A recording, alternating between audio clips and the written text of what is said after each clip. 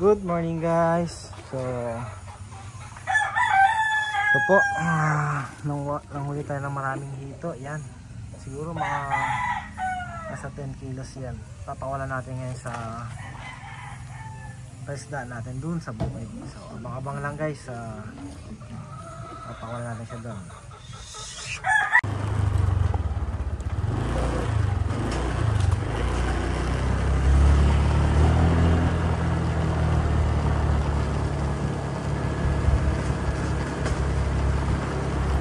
Dito guys, dito yung bukid natin.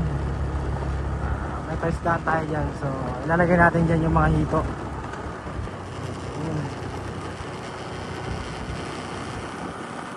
Ito. Sama natin si Boss A. Yan, kasama natin si Boss A. So guys, yung paisda natin dito lang din yan sa manukan natin. Yan, abang-abang lang. Ihulog na natin yung mga isda. So ayan siya guys. Tingnan nyo kung gaano karami yung pala natin dito. Dami.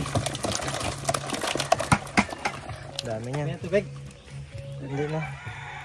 Ayan lang pala siya guys. Dito lang. Ayan na siya lalagay. Ayan o.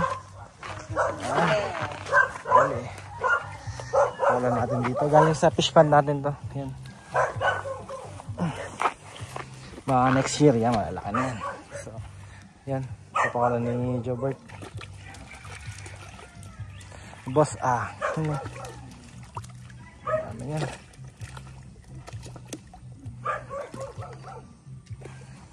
Ito mga to.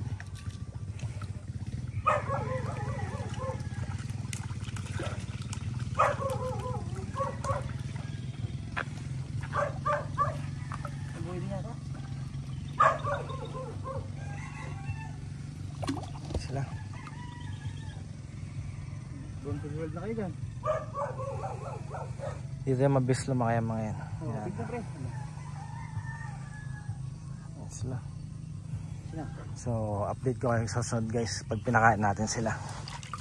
Yan lang. Yan, ganda ng view dito. Ayun.